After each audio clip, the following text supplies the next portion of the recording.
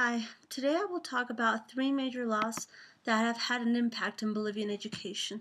The first one is the 1565 Law for Educational Reform.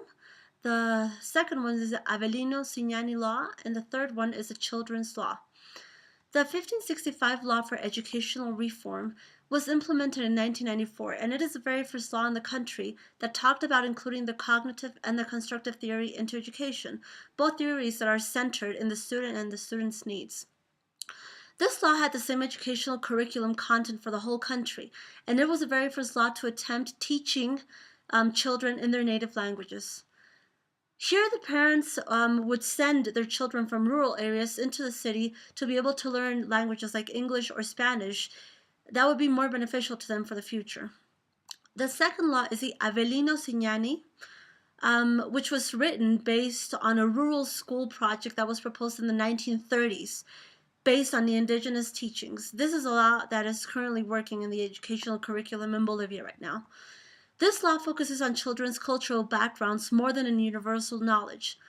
The curriculum is based more on Bolivia than in other places. For example, history taught at school is based more on Bolivian history than universal history, which is rarely taught at schools now. With this law, actually, the people who wrote this law, since we are living in a socialist government, say that this law will decolonize knowledge. They say that the children's education needs to be based more on Bolivian ancient cultures, like the Incas, Aymaras, or Guaranis. One of its purposes is to recover the traditional knowledge and include it in the student's life, making it a part of every Bolivian's lifestyle. With this law, education is now regionalized.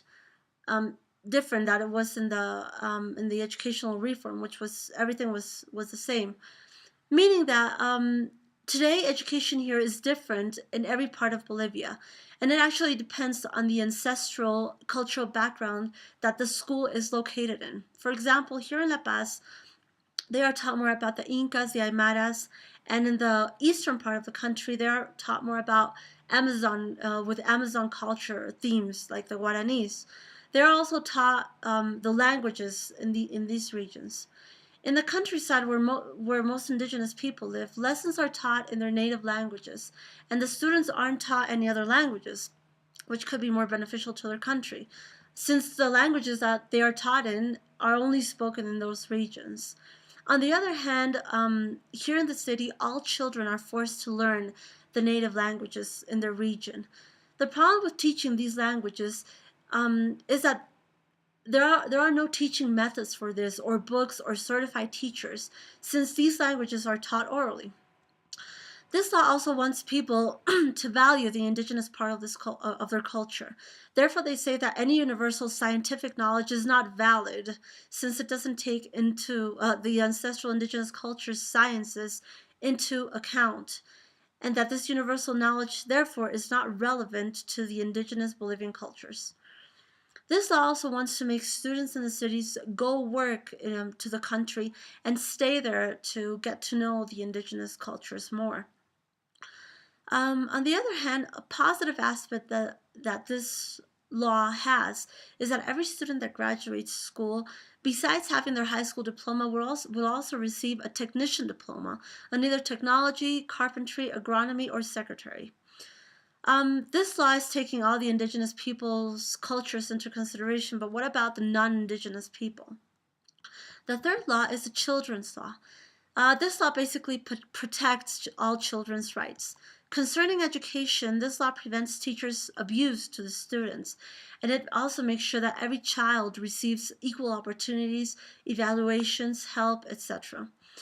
This law holds the school accountable for the child's success or failure. Therefore, this law forbids any child to fail a grade without having received teachers, students, or parents' assistance.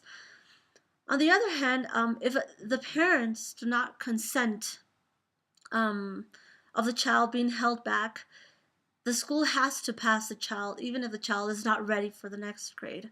So this can be a little bit of a weakness to this law.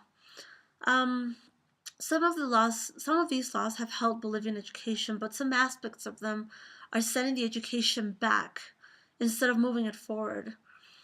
we are living here in a third world country now receiving a 1930s educational curriculum. I hope you have enjoyed this video and you have learned something from it.